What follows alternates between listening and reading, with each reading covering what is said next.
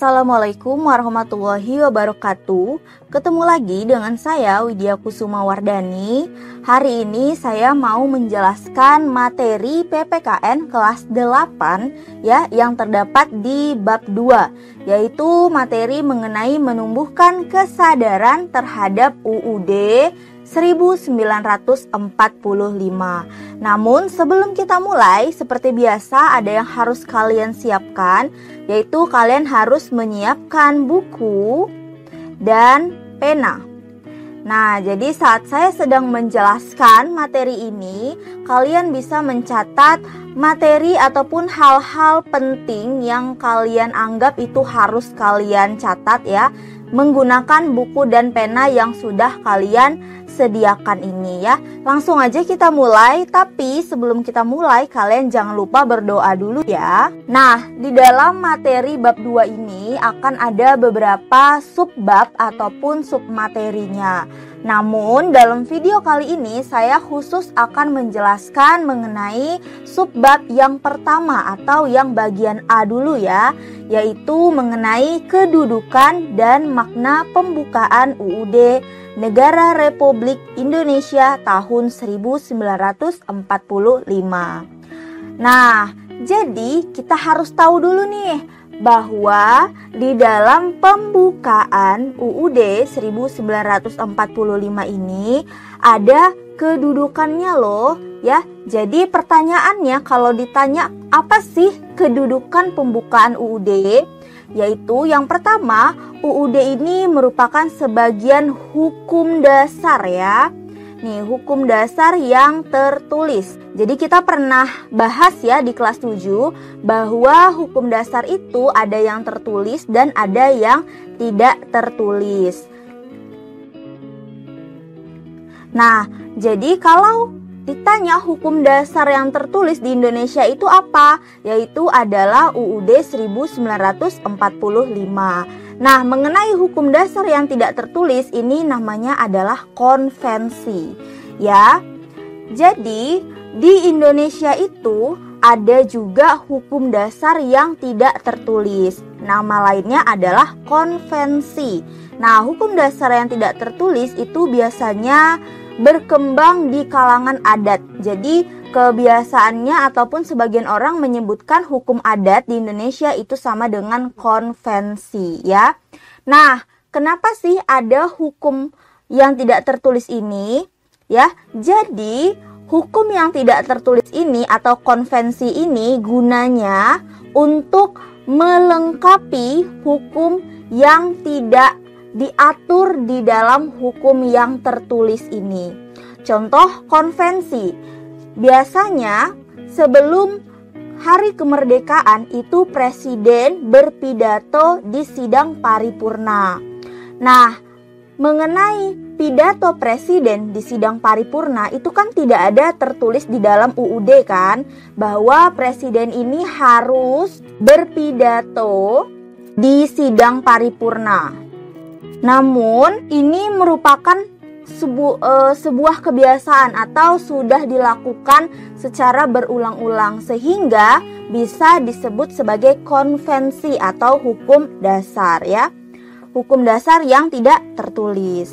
Nah, selanjutnya yang ketiga, UUD merupakan hukum tertinggi. Ya, nih, hukum tertinggi dalam tata urutan peraturan perundang-undangan di Indonesia. Jadi, mengenai sistem peraturan perundang-undangan di Indonesia ini terdapat beberapa peraturan, ya. Salah satunya itu ada peraturan presiden, ada perda, ada peraturan provinsi atau perprov, ya. Selanjutnya ada TAP MPR, itu banyak berbagai macam peraturan yang ada di Indonesia. Namun, dari beberapa peraturan yang sudah saya sebutkan tadi, UUD ini menduduki urutan tertinggi, ya. Jadi, sistem peraturan perundang-undangan yang saya sebutkan tadi itu tidak boleh melanggar dari UUD ini sendiri.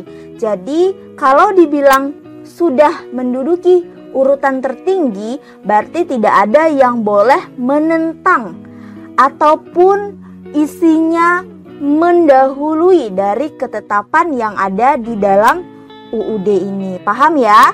Jadi kita bahas bahwa UUD 1945 ini ya dulunya pernah diamandemen. Amandemen itu artinya mengalami sedikit perubahan ya. Jadi UUD 1945 ini sudah diamandemen sebanyak 4 kali. Ya, kalian cari tahu tahun-tahun berapa aja UUD di amandemen. Dari amandemen pertama tahun berapa, amandemen kedua tahun berapa, amandemen ketiga tahun berapa, dan terakhir tahun berapa amandemen yang keempat. Nah, jadi setelah di amandemen, sistematika ini artinya sama dengan urutan ya, urutan atau susunan. Nah, jadi setelah di amandemen, urutan atau susunan UUD 1945 ini mengalami perubahan. Jadi ada perubahan di antara sebelum di amandemen dengan sesudah di amandemen. Kita lihat ya di mana bentuk perubahan itu. Kita bahas dulu dari yang sebelum amandemen. Nah, ini dia. Sebelum di amandemen ya, UUD 1945 ini terdiri dari 3 bagian. Ya, yang pertama itu ada bagian pembukaan. Yang kedua ada bagian batang tubuh atau pasal-pasalnya. Yang ketiga ada bagian penjelasan, ya. Nah, selanjutnya kita lihat sistematika, urutan ataupun susunan UUD 1945 yang sesudah di amandemen. Oke, ini urutan yang sudah di amandemen. Nah, urutan sesudah amandemen itu hanya ada 2, yaitu hanya ada pembukaan dan pasal-pasal saja. Jadi di bagian sesudah amandemen ini itu tidak ada bagian penjelasan ini. Nah, pertanyaannya, kemana sih bagian penjelasan ini di bagian sesudah amandemennya? Penjelasan ini dihilangkan kemana? Nah, jadi jawabannya bagian penjelasan ini dimasukkan ke dalam pasal-pasalnya. Jadi pasal-pasalnya ini di dalam sesudah amandemen itu pasal-pasalnya sudah rinci. Ya, bagian penjelasan itu dimasukkan langsung ke dalam pasal-pasal. Jadi bagian sesudah amandemen itu hanya ada 2 bagian, yaitu pembukaan dan pasal-pasal. Nah, pertanyaannya, saat di amandemen, apakah pembukaan ini berubah? Nah, kalian jawab, saat di amandemen, apakah pembukaan ini ikut dirubah? Kita tahu ya, bahwa saat di amandemen ada beberapa pasal yang diubah, ya. Nah, pertanyaannya, pembukaan ikut diubah juga nggak ya? Nah, jawabannya itu adalah tidak, ya. Kenapa tidak? Karena salah satu syarat dari amandemen ini adalah tidak boleh untuk merubah pembukaan. Nah, kenapa pembukaan ini tidak boleh dirubah? Karena di dalam pembukaan ini sudah kompleks mengenai struktur yang terdapat di Indonesia. Jadi intinya kalau kita merubah pembukaan ataupun kita mengamandemen pembukaan, bahwa artinya kita juga sudah merubah sistematika kenegaraan yang ada di Indonesia. Karena di dalam pembukaan ini sangat kompleks, yaitu terdapat visi misi negara, ya. Selanjutnya ada bentuk negara, selanjutnya ada dasar negara. Nah, selain daripada itu ada beberapa hal lagi yang sangat penting di dalam pembukaan ini. Ini alasannya kenapa pembukaan itu tidak boleh di amandemen. Sudah paham ya?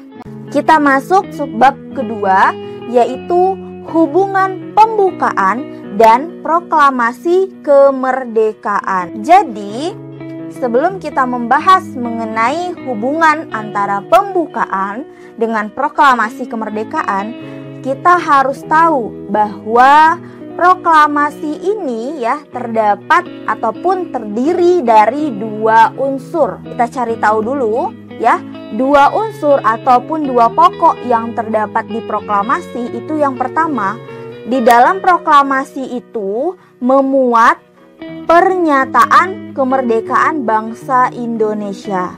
Selanjutnya yang kedua, memuat ataupun terdapat tindakan yang harus segera dilakukan dengan pernyataan kemerdekaan. Setelah itu, kita juga melihat di mana sih hubungan antara pembukaan dan proklamasi ini. Nah, ini dia. Jadi, di dalam alinea pertama sampai alinea ketiga itu pembukaan UUD ini merupakan uraian terperinci dari kalimat pertama yang terdapat di proklamasi. Kita lihat dulu ya, kita bedah. Nih, di dalam alinea pertama, kedua, ketiga itu merupakan unsurnya itu ada di dalam proklamasi yang bagian pertama, pokok pertama ya. Kita lihat dulu di alinea pertama, dia bilang bahwa di alinea pertama ini menyatakan mengenai kemerdekaan. Kalian bisa lihat di alinea pertama itu ada kalimat kemerdekaan itu ialah hak segala bangsa. Jadi alinea pertama ini masih merupakan uraian dari proklamasi pokok yang pertama ya. Kita lihat di alinea kedua ini menyatakan mengenai perjuangan kemerdekaan. Di alinea kedua kalian bisa menemui kalimat yang berbunyi mengantarkan rakyat Indonesia ke depan pintu gerbang kemerdekaan. Ya, ini juga masih terdapat di dalam pokok proklamasi yang pertama. Maksud saya yang pertama. Nah, alinea ketiga kalian bisa di sini menyatakan bahwa kemerdekaan didorong oleh keinginan luhur. Kalian lihat di alinea ketiga, atas berkat rahmat Allah yang Maha Kuasa dan dengan didorongkan oleh keinginan luhur supaya berkehidupan kebangsaan yang bebas ya. Ini juga masih menyatakan kemerdekaan bangsa Indonesia. Jadi alinea pertama 1, 2, 3 itu merupakan uraian dari proklamasi pokok yang pertama ya. Nah, kita lihat di alinea keempat, ini merupakan arah pertanggungjawaban terhadap pelaksanaan proklamasi. Jadi di alinea keempat ini udah mulai diatur bahwa setelah proklamasi apa yang mau kita capai ya. Nah, di sini kan di pokok proklamasi dinyatakan bahwa tindakan yang harus segera dilakukan dengan pernyataan kemerdekaan. Jadi di alinea keempat ini sudah dituliskan apa yang menjadi visi misi negara ya. Nah, kalian bisa melihat visi dan misi negara Indonesia yang ada kalian bisa lihat visi dan misi negara Indonesia yang ada di alinea keempat ya. Nah, selanjutnya selain dari visi dan misi, di alinea keempat ini juga ada mengenai bentuk negara ya. Juga terdapat dasar negara Pancasila kita. Juga ada kenapa kita membutuhkan UUD di dalam alinea keempat ini. Itulah mengenai hubungan pembukaan dan proklamasi kemerdekaan. Intinya proklamasi ini merupakan rangkuman dari apa yang terperinci di dalam pembukaan UUD 1945 ini.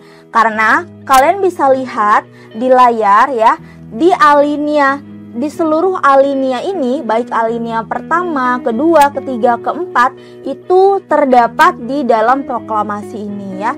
Kalau di alinea 1, 2, 3, kalian bisa melihat di proklamasi pokok yang pertama. Kalau di alinea keempat, kalian bisa melihat di dalam proklamasi yang terdapat di pokok yang kedua. Kita lanjut ya, semoga kalian paham dengan penjelasan ini. Nah, sekarang kita akan membahas ke subbab yang ketiga, yaitu pembukaan memuat pokok kaidah negara yang fundamental. Kita bahas dulu. Pembukaan memuat pokok kaidah negara yang fundamental. Fundamental ini sama dengan artinya penting ya. Nah, jadi pokok kaidah fundamental yang terdapat di dalam pembukaan UUD 1945 ini ialah: yang pertama, di dalam pembukaan UUD 1945 ini memuat ataupun terdapat pokok pikiran yang diciptakan dan diwujudkan dalam pasal-pasal UUD. Nah, jadi di dalam pembukaan ini merupakan rangkuman apa yang akan dijelaskan di dalam pasal-pasal UUD 1945 ini.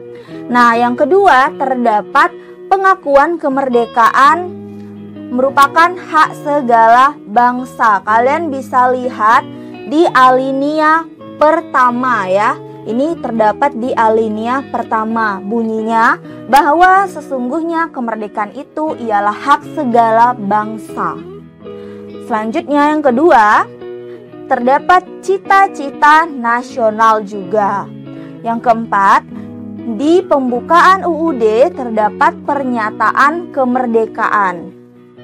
Kalian bisa lihat di alinea kedua, berbunyi mengantarkan rakyat Indonesia ke depan pintu gerbang kemerdekaan negara Indonesia. Kalian bisa lihat pernyataan kemerdekaan ini di alinea ketiga ya, yang berbunyi maka rakyat Indonesia menyatakan dengan ini kemerdekaannya. Selanjutnya, di dalam pembukaan ini juga terdapat tujuan negara. Tujuan negara yaitu kalian bisa lihat di alinea keempat ya, melindungi segenap bangsa Indonesia dan seluruh tumpah darah Indonesia, dan untuk memajukan kesejahteraan umum, mencerdaskan kehidupan bangsa, dan ikut melaksanakan ketertiban dunia yang berdasarkan kemerdekaan, perdamaian abadi, dan keadilan sosial. Ini terdapat di dalam alinea keempat. Nah, selanjutnya juga terdapat kedaulatan rakyat, bahwa di Indonesia ini yang berdaulat adalah rakyat. Ini kalian bisa lihat di alinea keempat ya. Alinea keempat juga ini berbunyi yang terbentuk dalam suatu susunan negara Republik Indonesia yang berkedaulatan rakyat. Ya, kalian bisa lihat di alinea keempat. Dan yang terakhir juga terdapat dasar negara Pancasila di dalam pembukaan UUD 1945. Nah, dasar negara ini juga terdapat di alinea keempat ya, yang berbunyi berdasarkan kepada ketuhanan yang Maha Esa, kemanusiaan yang adil dan beradab, persatuan Indonesia, dan kerakyatan yang dipimpin oleh hikmat kebijaksanaan dalam permusyawaratan atau perwakilan, serta dengan mewujudkan suatu keadilan sosial bagi seluruh rakyat Indonesia. Nah, cita-cita nasional ini juga kalian bisa lihat di alinea kedua ya. Ini tadi kelupaan.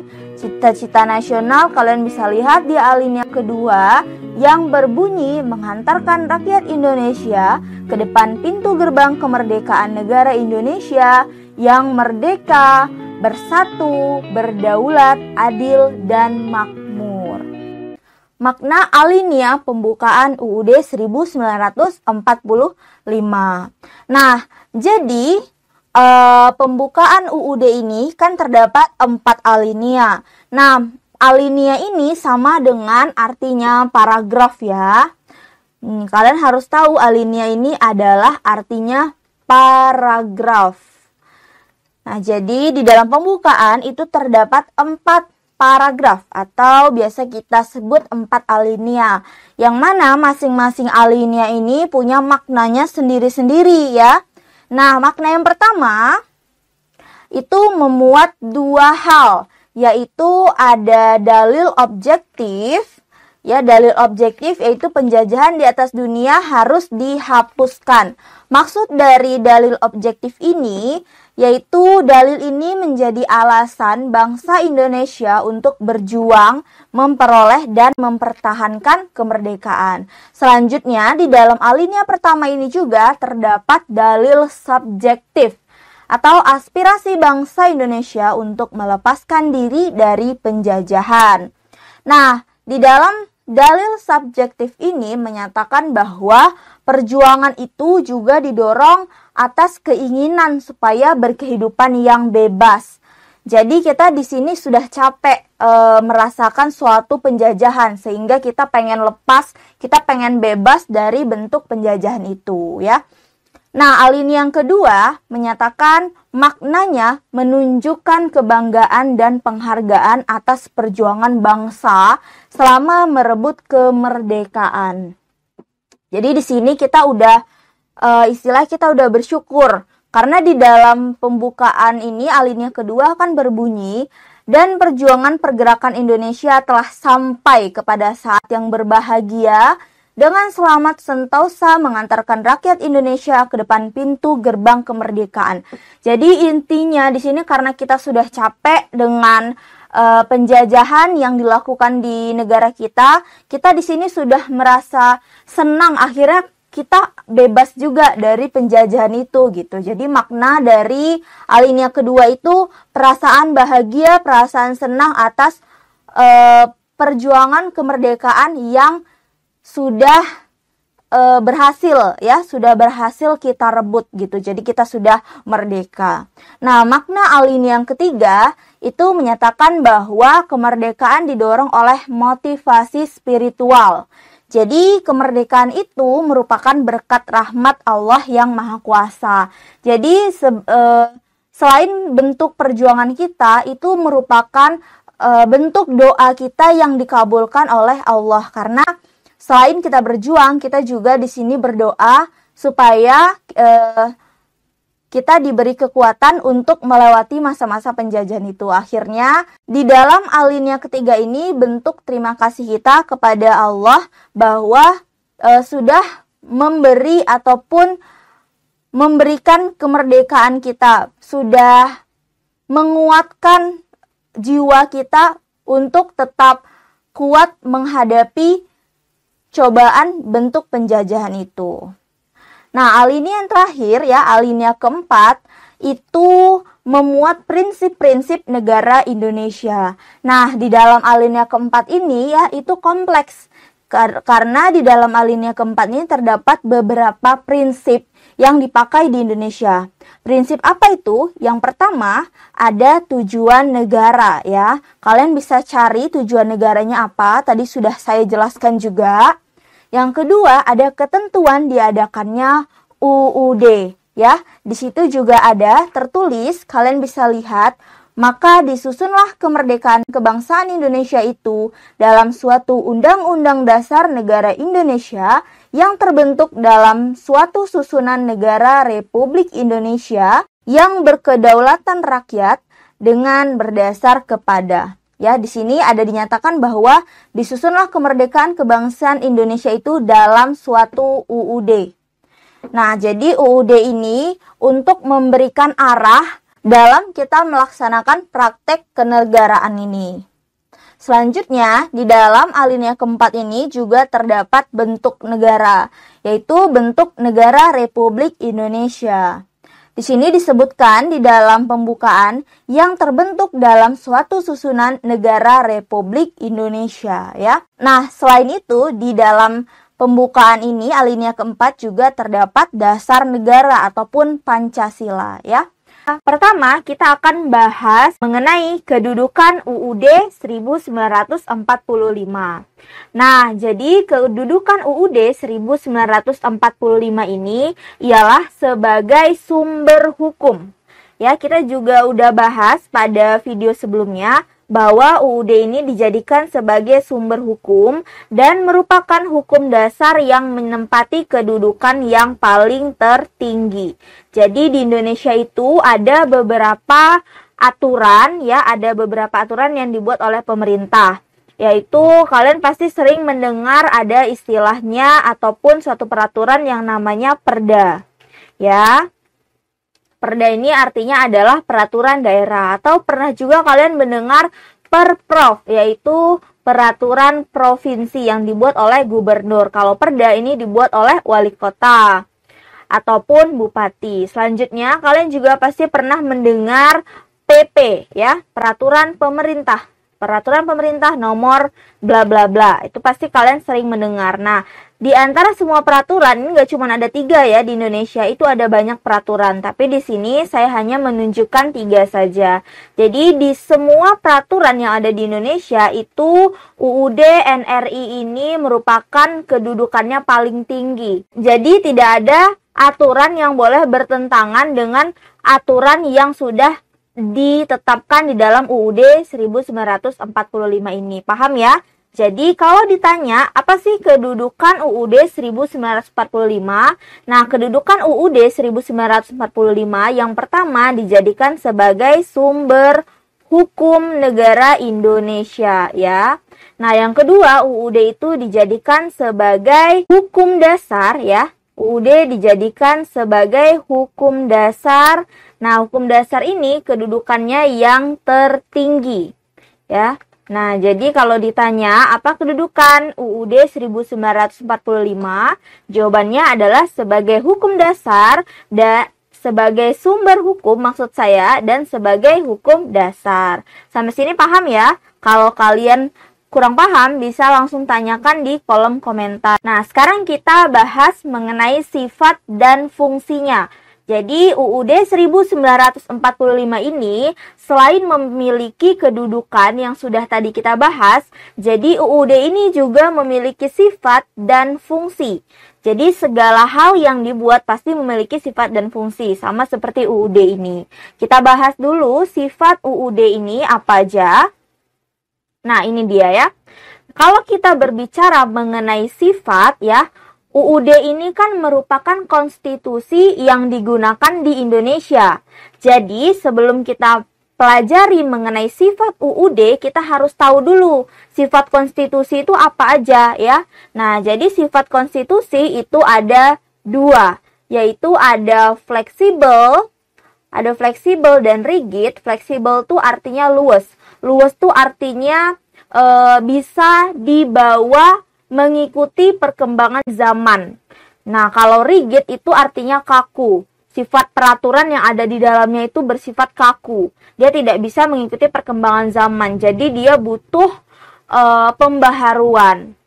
Selanjutnya, ada konstitusi yang tertulis dan konstitusi yang tidak tertulis. Jadi, dari kedua sifat ini kita mau mengambil kesimpulan nih. Jadi, sifat UUD 1945 ini apa ya? Nah, kita lihat di bawahnya.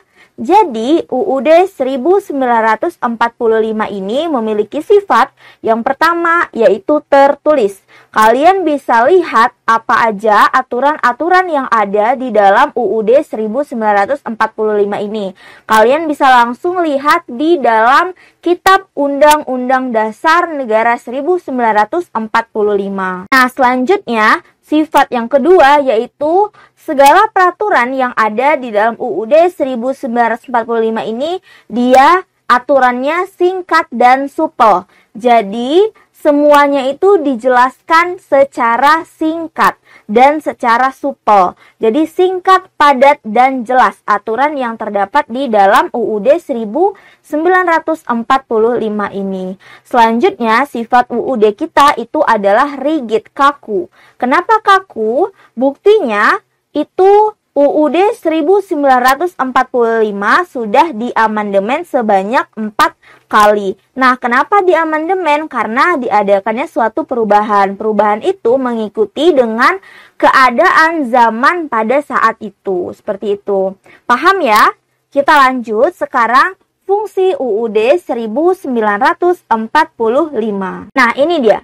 kalau kita berbicara mengenai fungsinya, UUD 1945 memiliki 3 fungsi. Nah, apa aja ketiga fungsinya? Yang pertama, UUD fungsinya sebagai alat kontrol.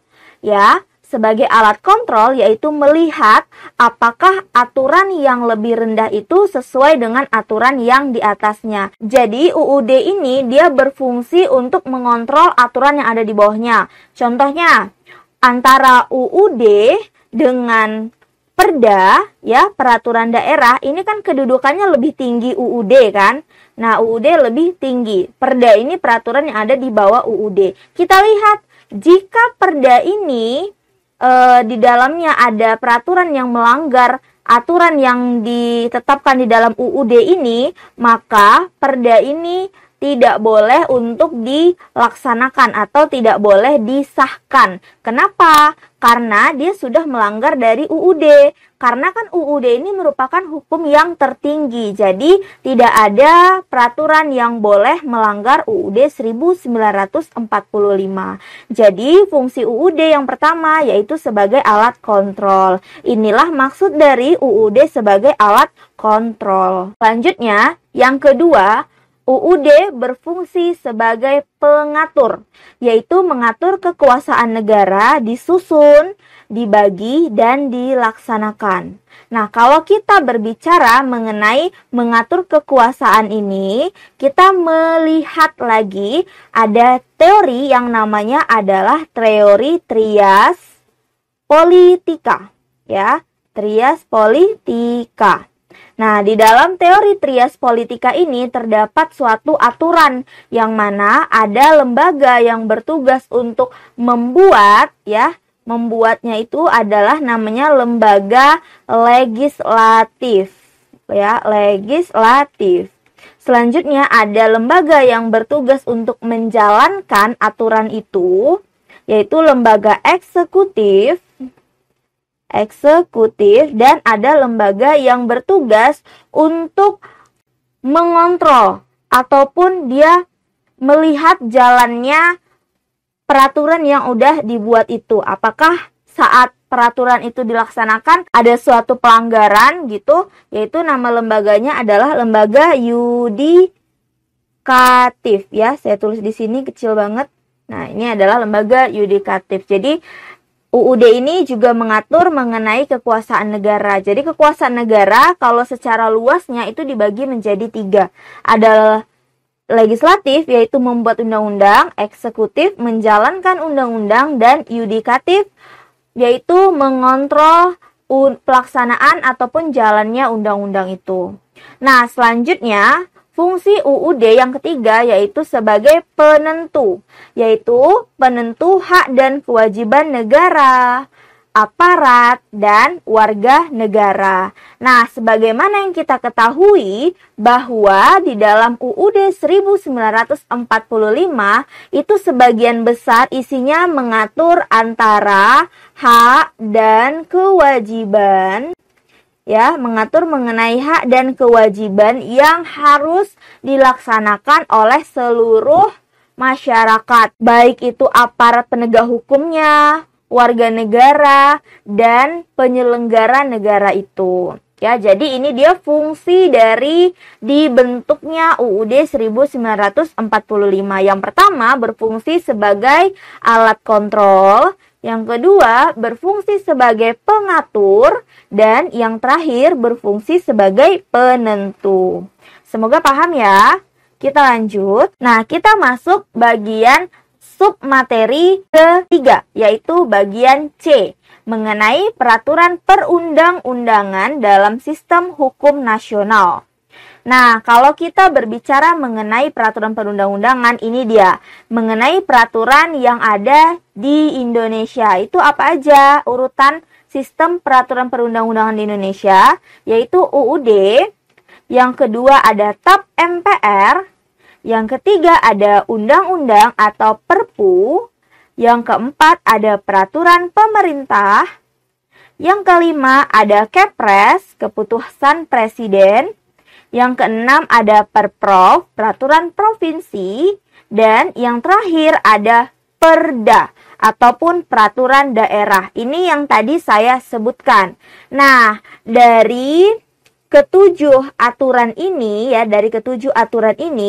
UUD ini tadi sudah saya jelaskan menduduki urutan tertinggi. Jadi UUD ini merupakan sistem hukum tertinggi di Indonesia.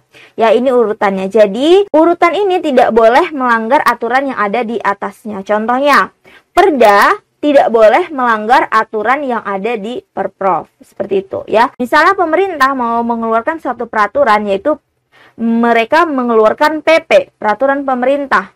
Nah, di dalam peraturan pemerintah ini tidak boleh melanggar aturan yang sudah ditetapkan di dalam UUD. Jadi semuanya seperti itu. Semuanya akan dilihat.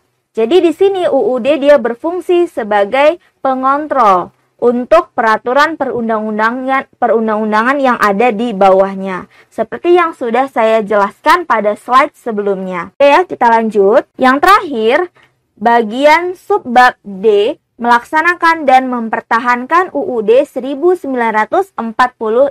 Jadi, UUD ini adalah konstitusi yang dapat digolongkan sebagai konstitusi yang dapat diubah. Ya, dapat diubah, contohnya kita sudah melakukan perubahan ataupun amandemen sebanyak 4 kali. Kalian tahu nggak sih bahwa mengubah amandemen itu tidak gampang. Makanya UUD kita disebut sifatnya itu bersifat rigid ya. Jadi ada syaratnya kalau kita mau merubah ataupun mengamandemen UUD 1945. Ini dia syaratnya. Syarat yang pertama itu harus dihadiri 2/3 anggota MPR. Nah, kalau kurang dari 2/3 itu tidak bisa. Syarat yang kedua harus disetujui 50% plus 1 anggota MPR. Jadi contohnya, syarat yang pertama sudah terpenuhi ya, sudah dihadiri 2/3. Nah, jadi saat sedang melakukan rapat, itu saat mau diputuskan yang sudah dirapatkan tadi, yang setuju itu hanya 40% anggota. Kira-kira bisa diputuskan nggak hasil amandemennya? Yaitu tidak. Kenapa? Karena syaratnya amandemen itu bisa diputuskan, yaitu harus disetujui 50% plus 1 anggota MPR. Jadi kedua syarat ini harus terpenuhi jika kita mau mengamandemen UUD 1945. Sekarang pertanyaannya, apa sih syaratnya jika kita mau mengamandemen UUD 1945? Jadi, saat mau mengamandemen UUD 1945 itu ada kesepakatan dasar yang perlu kita ingat ya, yaitu yang pertama, kita tidak boleh mengubah pembukaan UUD 1945 ya. Jadi ini tidak boleh mengubah pembukaan UUD 1945. Kenapa? Karena seperti yang sudah saya jelaskan pada video sebelumnya ya, kalian bisa langsung tonton di link yang ada di atas ini. Jadi di dalam pembukaan ini itu isinya sangat kompleks. Ada visi misi negara, ya kan? Nah, ada bentuk negara. Terus tuh berbagai macam sudah dimasukkan ke dalam pembukaan ini. Jadi intinya kalau kita merubah pembukaan UUD 1945 ini sama aja kita dengan membubarkan ataupun merubah bentuk negara kita. Seperti itu ya. Jadi kesepakatan yang pertama, jika kita mau mengamandemen itu tidak boleh mengubah pembukaan UUD 1945. Yang kedua, harus tetap mempertahankan bentuk negara, yaitu bentuk negara kita adalah NKRI, Negara Kesatuan Republik Indonesia. Ini harus dipertahankan, tidak boleh dirubah, tidak boleh dibentuk federasi, tidak boleh dibentuk berbagai macam lagi ya. Kita harus tetap mempertahankan bentuk negara yaitu NKRI. Selanjutnya yang ketiga, harus mempertegas sistem pemerintahan presidensil. Nah, sistem pemerintahan kita ini juga harus dipertegas. Jadi tidak boleh ada secara tersirat mengatakan bahwa sistem pemerintahan itu parlementer. Itu tidak boleh, karena harus kita pertegas bahwa bentuk pemerintahan kita ini adalah sistem presidensil. Yang keempat, penjelasan itu dimasukkan ke dalam pasal-pasal. Jadi seperti sifat UUD yang sudah saya jelaskan pada slide sebelumnya, karena penjelasan ini dimasukkan langsung ke dalam pasal-pasal, maka sifat UUD 1945 itu bersifat tupel. Nah, yang terakhir, kesepakatan yang terakhir, melakukan perubahan dengan cara adendum. Nah, maksud adendum ini apa ya? Maksud adendum ini apa? Adendum ini artinya menambah pasal yang harus ditambah ya, dan mengurangi pasal yang harus kita kurangi. Jadi hanya terfokus kepada itu saja. Tidak boleh melihat hal-hal yang tidak boleh di amandemen. Contohnya apa aja hal yang tidak boleh di amandemen? Yaitu pembukaan tidak boleh, bentuk negara tidak boleh ya. Sistem pemerintahan kita tidak boleh diubah. Seperti itu ya. Jadi harus kita melihat pasal yang mau kita rubah. Jadi perubahan itu harus dilakukan dengan cara adendum ya. Nah, sekian penjelasan yang bisa saya sampaikan. Lebih dan kurangnya saya mohon maaf. Semoga apa yang saya sampaikan ini dapat bermanfaat untuk kalian semua. Terakhir, saya ucapkan mohon dukungannya untuk kemajuan channel ini dengan cara subscribe, like, komen, dan share ke seluruh sosial media yang kalian punya, supaya kita bisa tetap belajar bersama. Terima kasih.